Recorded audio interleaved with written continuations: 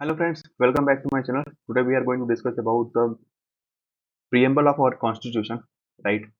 So preamble क्या है कि preamble एक brief introductory statement है। क्या brief करता है? हमारे कॉन्स्टिट्यूशन के पर्पज को, प्रिंसिपल को एंड क्या फिलोसफी रही कॉन्स्टिट्यूशन को बनाते समय उस चीज को। तो आइए एक बार हम लोग अपना preamble पढ़ते हैं।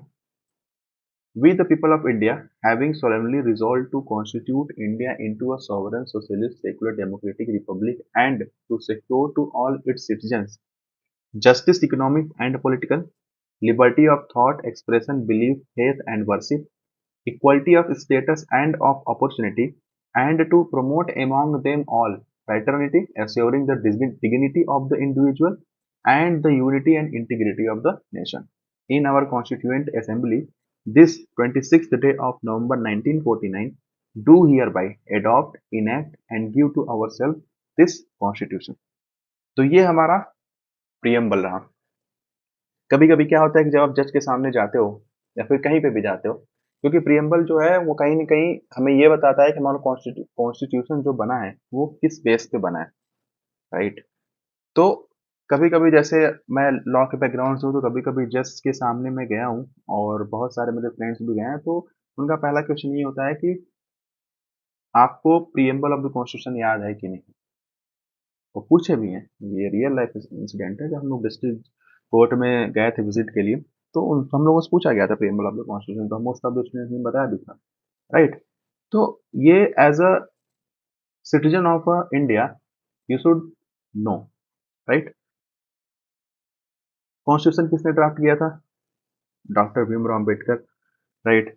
और ये जो प्रियम्बल है वो किनसे इंस्पायर्ड है? वो इंस्पायर्ड है ऑब्जेक्टिव रिजोल्यूशन से, जो कि पंडित जवाहरलाल नेहरू ने मूव्ड किया था।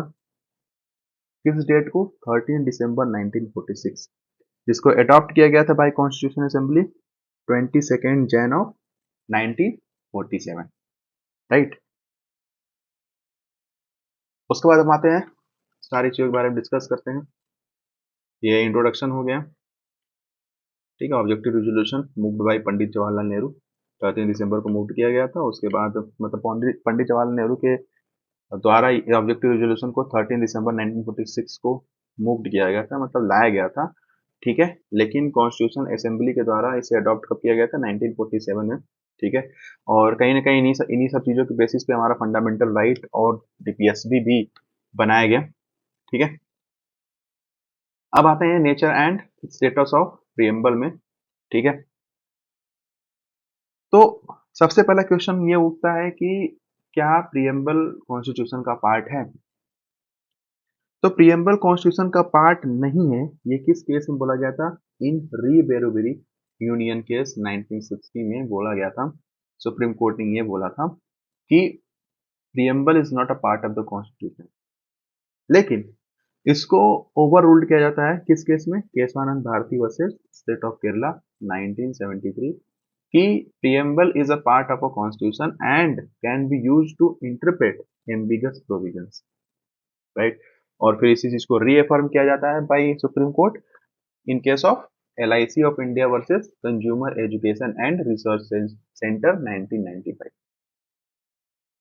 प्रियम्बल हमारा आपको पता है एक बार ये अमेंड किया गया है, राइट?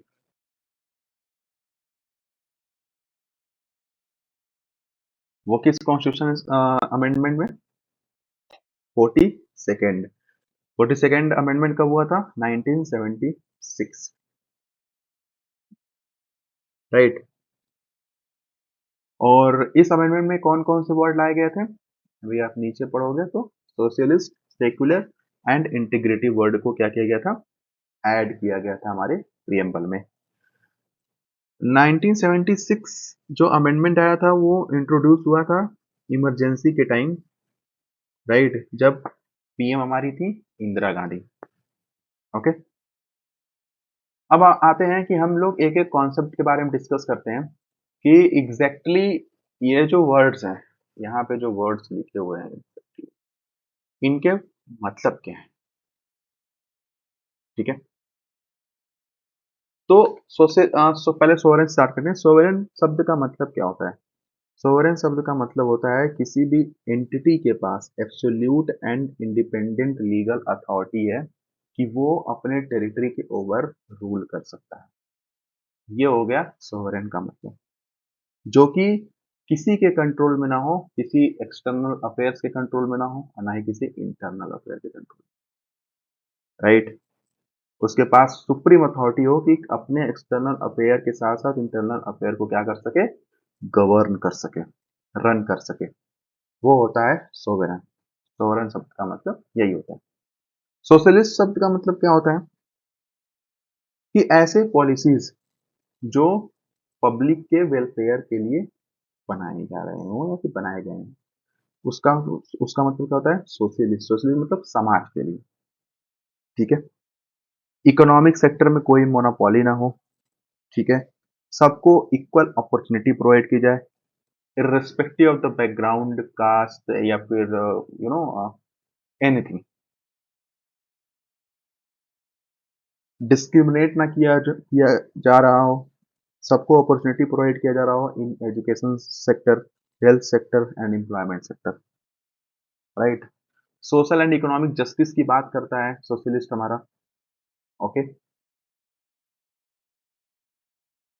और जब आप इंडियन कॉन्स्टिट्यूशन में देखोगे तो डीपीएसपी भी क्या बात करता है कि डीपीएसपी का मतलब क्या है, directive principles of state policy, right.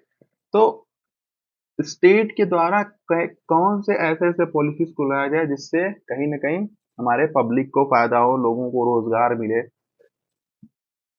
लोग कहीं न कहीं पढ़ाई कर सकें, इक्वल अपॉर्चुनिटी सबको मिले। तो ये डीपीएसपी कहीं न कहीं सोशलिस्ट के बारे में बात करता है और सोशलिस्ट के अंदर हमारा डीपीएसपी भी आएगा। जैसे आर्टिकल 38 प्रमोट करता है welfare of the people, article 39 जो कि equal pay for equal work की बात करता है, आर्टिकल 41 जो कि right to work, education and public assistance की बात करता है। तो ये सोशलिस्ट के अंदर आएँगे। उसके बाद आते हैं सेक्युलर पे। सेक्युलर का मतलब क्या होता है, state have no religion, state should have no religion.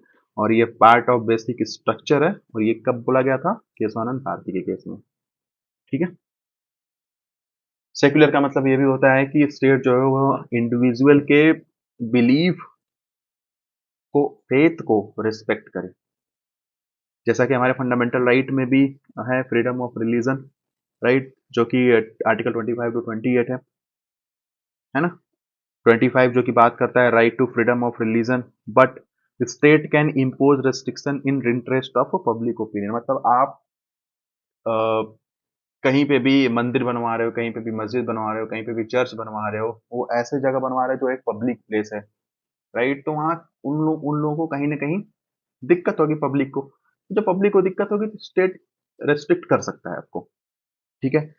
आप कन्वर्जन कर रहे हो बाई फ्रॉड, फोर्स या फिर इंड्यूसमेंट से, वो वैलिड नहीं होगा। तो ये सेक्युलर का मतलब हुआ, राइट।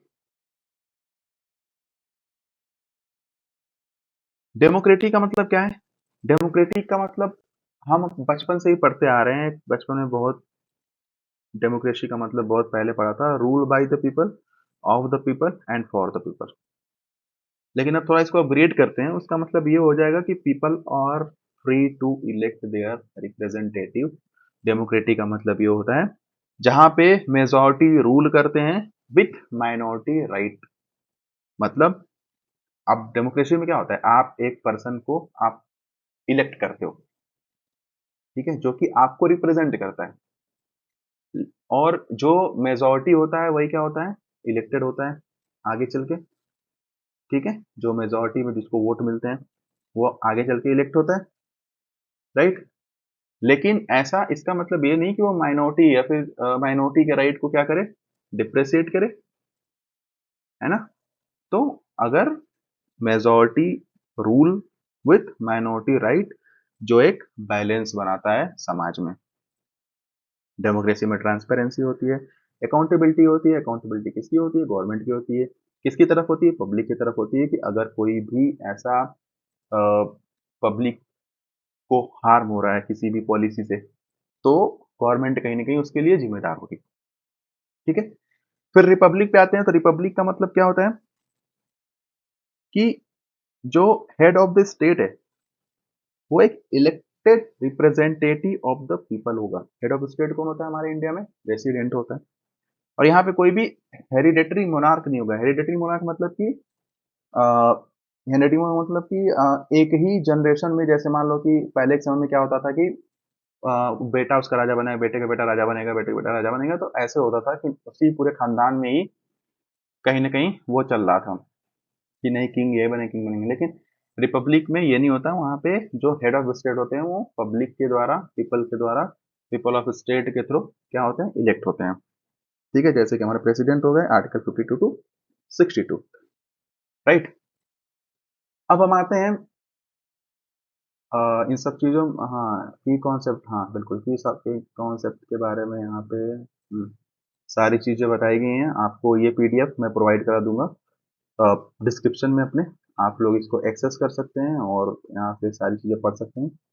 एंड फिर आते हैं four objective of the peoples में, प्रियम्बल में, जो कि है हमारा सोशल जस्टिस। सोशल जस्टिस का मतलब अभी मैंने बताया सोशलिस्ट में आपको कि सोशल जस्टिस का मतलब क्या होता है कि सोशियो इकोनॉमिक इनइक्वालिटीज को, डिस्क्रिमिनेशन को क्या कर दिया जाए? हटा दिया जाए। ठीक है, जैसे कि हमारा आर्टिकल 14 टू 28 है, राइट टू इक्वलिटी, फिर राइट अगेंस्ट एक्सप्लॉइटेशन, ये सारी चीजें। इकोनॉमिक जस्टिस आर्टिकल 39, 41, 43, 41 में आपको मैंने क्या बताया? 41 में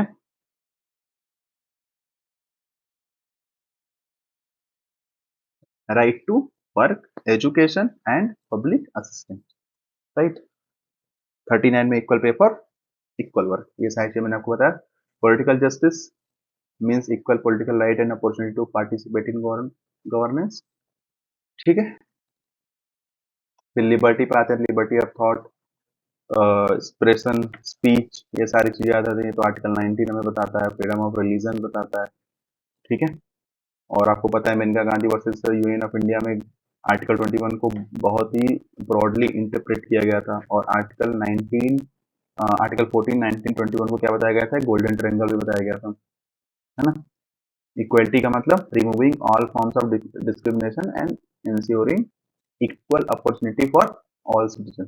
कभी कभी डिफरेंस भी आ जाता है कि लिबर्टी और इक्वलिटी में डिफरेंस क्या है, राइट, है ना। तो ये चीज हो जाता है। ठीक है, उसके बाद हम आ जाते हैं फ्रेटर्निटी पे। फ्रेटर्निटी का मतलब भाईचारा, कि जितने भी सिटीजन्स हैं, जितने भी इंडियंस हैं, वो एक दूसरे के साथ भाईचारे, कॉमन ब्रदरहुड के क्या बोलते हैं उसको, सेंस के हिसाब से चलेंगे। ठीक है, एंड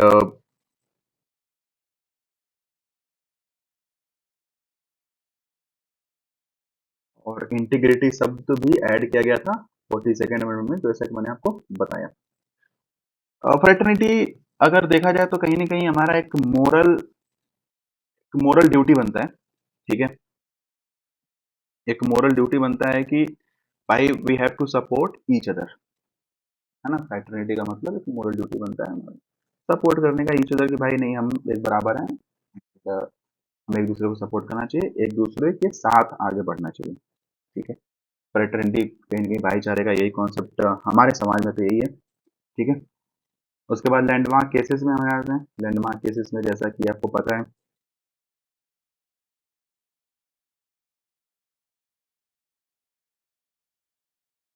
लैंडमार्क केसेस में हमारे री बेरोबरी यूनियन, जैसा कि मैंने बताया कि इसमें बोला गया था कि preamble is not a part of a constitution. उसके बाद हम आते हैं केशवानंद भारती केस में, जिसमें ये बोला गया था कि इसमें पहले बात तो केशवानंद भारती में बोला गया, बहुत सारी चीजें हुई थी केशवानंद भारती, आपको पता है one of the biggest constitutional bench Kesavananda Bharati में बैठी थी। तो इसमें कई सारी चीजें हुई थी। पहला तो ये कि preamble is a part of a constitution, right. उसके बाद ये बोला गया था कि बेसिक स्ट्रक्चर डॉक्ट्रिन का भी बोला गया था कि पार्लियामेंट के पास कोई अमेंडिंग पावर नहीं है कि वो बेसिक स्ट्रक्चर ऑफ डॉक्ट्रिन को क्या कर सके, अमेंड कर सके, आर्टिकल 368 के अंदर। ठीक है, उसके बाद the preamble can be amended but the basic structure, जैसा कि इसमें होता है, कैन नॉट बी एब्रोगेटेड। उसके बाद आ जाते हैं इंदिरा नेहरू गांधी वर्सेस राजनारायण, जिसमें एक्सपैंड किया गया था, court expanded the basic structure doctrine and linked it directly to democratic ideal of the preamble, इसमें rule of law and judicial review को रीअफर्म किया गया था। ठीक है, उसके बाद मिनर्वा मिल केस, जो कि बहुत इंपॉर्टेंट है एग्जाम पॉइंट ऑफ व्यू से भी, इसने एक्सपेंड किया था article 31C as a violating the basic structure. ठीक है, उसके बाद आ जाएंगे SR बोमई का केस, इसमें सेक्युलरिज्म को बेसिक स्ट्रक्चर माना गया था, है ना। ये SR बोमई का केस है। उसके बाद आ जाएंगे DS नकेरा का case versus union of India. ठीक है, इसमें ये बोला गया था कि held that the classification was arbitrary and violated Article 14, and court invoked the preamble goal to socialist state and socialist just to hold that the state must provide for the security of the aged and assure and dignified life for retired employees। Retired employees के लिए इसमें rules बनाए गए थे कि जो state है वो सिक्योरिटी प्रोवाइड किया जाएगा, करेगी, कि वो एक अच्छी जिंदगी जी सके। जैसे अभी क्या है कि हमारे टाइम में, मतलब अभी इस टाइम प्रेजेंट टाइम में ये हो रहा है कि जो रिटायर्ड पर्सन है उनके लिए कार्ड बना जा रहा है जिससे उनकी हेल्थ की चेकअप प्रॉपर हो सके और उनको कुछ पैसा प्रोवाइड किया जाता है ताकि वो अपना जो लिवलीहुड है आराम से कर सकें, जीवन यापन कर सकें। ठीक है, फिर मेनका गांधी का केस है, जैसा कि मैंने बताया गोल्डन ट्रिंगल वो किया गया था, रिलेशन बनाया गया था, बताया गया था आर्टिकल 14, 19 एंड 21 में। और आर्टिकल 21 जो कि right to life and personal liberty है, जिसमें right to live with dignity, go abroad and बहुत सारी चीज़ों को मतलब इंक्लूड किया गया था आर्टिकल 21 में।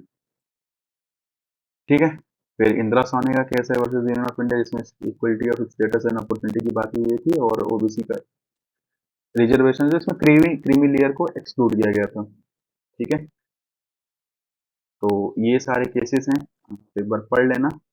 और यहाँ पे बेसिक स्ट्रक्चर जो एलिमेंट्स हैं वो डिराइव किए गए हैं और किन किन केस में बोला गया है, एक प्रॉपर टेबल के साथ इसमें बताया है, जो कि बहुत ही हेल्पफुल होगा आपके लिए एग्जाम पॉइंट ऑफ व्यू से। तो कैसा लगा आपको वीडियो, इंफॉर्मेटिव लगा कि नहीं लगा, आप कमेंट सेक्शन में जरूर बताइएगा। And please do like share and subscribe, ठीक है, ताकि थोड़ा सपोर्ट मिले। अभी न्यू चैनल मैंने स्टार्ट किया है तो सपोर्ट मिले, so please, right, thank you.